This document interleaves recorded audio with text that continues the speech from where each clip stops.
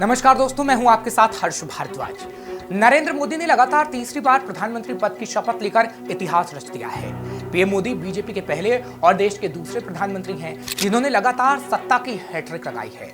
नरेंद्र मोदी के साथ 72 मंत्रियों ने मंत्री पद की शपथ ली, जिसमें 30 मंत्री कैबिनेट का हिस्सा हैं। इनके अलावा 5 मंत्रियों को स्वतंत्र प्रभार दिया गया है, वहीं 36 सांसदों को राज्य मंत्री का पद दिया गया है।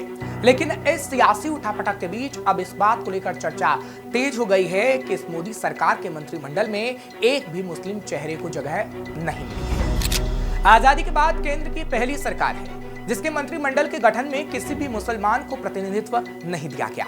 इस तरह नरेंद्र मोदी के नेतृत्व वाली केंद्र की सरकार में मुस्लिम प्रतिनिधित्व का सिलसिला 3 से शुरू होकर अब 0 पर अटक गया है।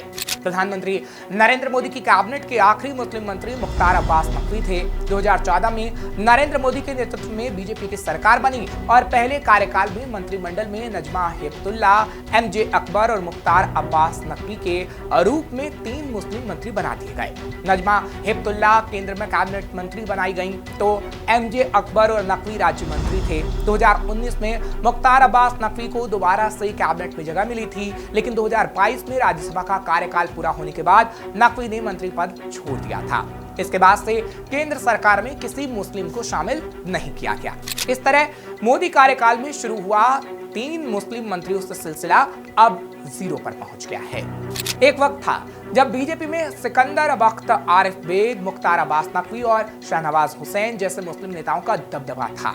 आरिफ बेग को छोड़कर बाकी तीनों ही नेता अटल बिहारी वाजपेयी के नेतृत्व वाली सरकार में मंत्री रह चुके हैं। वहीं जब साल 2014 में नरेंद्र मोदी प्रधानमंत्री बने तो नजमा हेपतुल्ला कैबिनेट मंत्री बनी और मुख्तार अब्बास नकवी राज्य मंत्री बने। इसके बाद मंत्रिमंडल विस्तार में एमजे अकबर को कैबिनेट में शामिल किया गया। इस तरह मोदी सरकार के पहले कार्यकाल में 3 मुस्लिम शामिल थे। लेकिन इसी कार्यकाल में मीटू अभियान के निशाने पर आए अकबर को मंत्रिमंडल से इस्तीफा देना पड़ा तो हेपतुल्ला के राज्यपाल बनने के बाद नकवी के रूप में इकलौता मुस्लिम मंत्री रह गया। साल 2019 में नरेंद्र मोदी के नेतृत्व में दूसरी बार सरकार बनी तो मुख्तार अब्बास नकवी को केंद्रीय मंत्रिमंडल में मुस्लिम चेहरे के तौर पर जगह मिली थी। जुलाई 2022 में अल्पसंख्यक कल्याण मंत्री रहते मुख्तार अब्बास नकवी का राज्यसभा का कार्यकाल खत्म हो गया। पार्टी ने उन्हें राज्यसभा नहीं भेजा, जिसके चलते उन्हें मंत्री पद से इस्तीफा देना पड़ा और इसके साथ ही मोदी मंत्रिमंडल में मुसलमानों का प्रतिनिधित्व शून्य हो गया। और अब स्वतंत्र भारत के इतिहास में ऐसा पहली बार हुआ है कि केंद्र सरकार में कोई मुसलमान मंत्री ही नहीं रह गया है।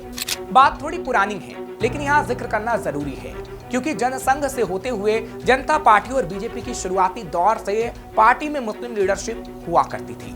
पूर्व प्रधानमंत्री अटल बिहारी वाजपेयी के दौर में बीजेपी के वरिष्ठ मुस्लिम नेताओं में सिकंदर बख्त, आरिफ बेग, मुख्तार अब्बास नकवी और शाहनवाज हुसैन हुआ करते थे। सिकंदर बख्त और आरिफ बेग तो बीजेपी के संस्थापक सदस्यों में से रहे हैं। वहीं शाहनवाज हुसैन और मुख्तार अब्बास नकवी जैसे नेता बीजेपी के टिकट पर लोकसभा चुनाव में जीत भी दर्ज कर चुके हैं। शाहनवाज 3 बार लोकसभा चुनाव जीत चुके हैं, वो भी तब जब बीजेपी के किसी मुस्लिम नेता के लिए लोकसभा चुनाव जीतना बहुत मुश्किल काम हुआ करता था। देश की सत्ता में तीसरी बार मोदी सरकार बनी तो उम्मीद थी कि किसी मुस्लिम को मंत्री बनाया जा सकता है, लेकिन मंत्रिमंडल गठन में किसी भी मुस्लिम को जगह नहीं मिली। देश में मुसलमानों की आबादी करीब 20 करोड़ है, लेकिन भारत सरकार में उनकी हिस्सेदारी 0 है। हालांकि पिछली मोदी सरकार के मुकाबले में इस बार अल्पसंख्यक प्रतिनिधित्व में थोड़ा सुधार हुआ है। 2019 में 4 अल्पसंख्यक चेहरे थे, किरण रिजिजू, हरदीप सिंह पुरी, मुख्तार अब्बास नकवी और हरसिमरत बादल। नकवी ने 2022 में इस्तीफा दे दिया था और हरसिमरत की पार्टी शिरोमणि अकाली दल ने एनडीए से नाता तोड़ लिया था। वहीं इस बार मोदी सरकार में 5 अल्पसंख्यक समुदाय से मंत्री बनाए गए हैं, जिसमें किरण रिजिजू और हरदीप सिंह पुरी को कैबिनेट मंत्री बनाया गया है। अरवनीश सिंह बिट्टू, जॉर्ज कुरियन और रामदास अठावले राज्य मंत्री हैं। रिजिजू बौद्ध और कुरियन ईसाई समुदाय से हैं, तो हरदीप सिंह पुरी और बिट्टू सिख समुदाय से आते हैं। रामदास अठावले बौद्ध धर्म से हैं, लेकिन इस मंत्रिमंडल में कोई मुस्लिम चेहरा नहीं है। इसकी वजहों पर बात करें तो बीजेपी ने साल 2014 के लोकसभा चुनाव में अलग अलग सीटों पर 7 मुस्लिम उम्मीदवारों को टिकट दिया था, लेकिन उनमें से कोई भी मुस्लिम नेता अपनी सीट पर जीत हासिल करने में कामयाब नहीं हो सका। इसके बाद 2019 के लोकसभा चुनाव में बीजेपी ने 6 मुसलमानों को प्रत्याशी बनाया था, लेकिन वो भी जीतने में नाकाम रहे।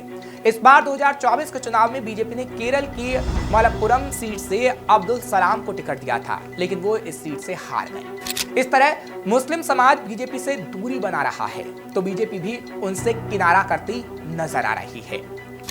मुस्लिमों की बीजेपी से और बीजेपी की मुस्लिमों से दूरी तो समझ आती है, लेकिन अचरज इस बात का है कि एनडीए के किसी भी सहयोगी दल से कोई भी मुस्लिम जीतकर सांसद नहीं बना।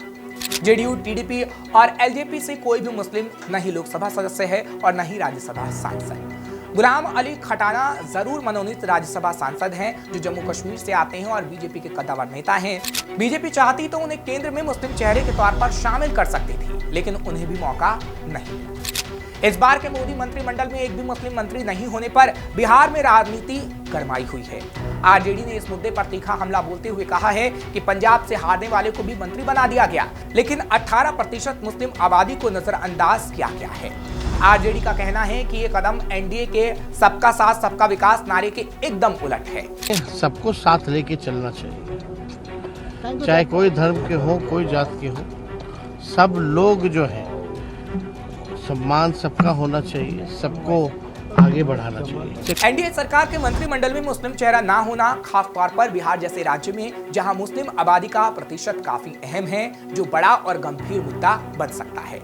आरजेडी और दूसरे विपक्षी दल इसे भुनाने की पूरी कोशिश कर रहे हैं, क्योंकि अगले साल विधानसभा का चुनाव होना है। इसलिए विपक्ष की तरफ से मुस्लिम वोट बैंक को पूरी तरह से अपने साथ जोड़ने की कोशिश होगी और इसका सीधा नुकसान बीजेपी के साथ उसके सहयोगी जेडीयू को भी हो सकता है। फिलहाल ऐसी और खबरों के लिए आप देखते रहिए श्रेष्ठ भारत। श्रेष्ठ भारत पर खबरों से जुड़े रहने के लिए चैनल को सब्सक्राइब और लाइक करें, बेल आइकन दबाएं और देखते रहें श्रेष्ठ भारत।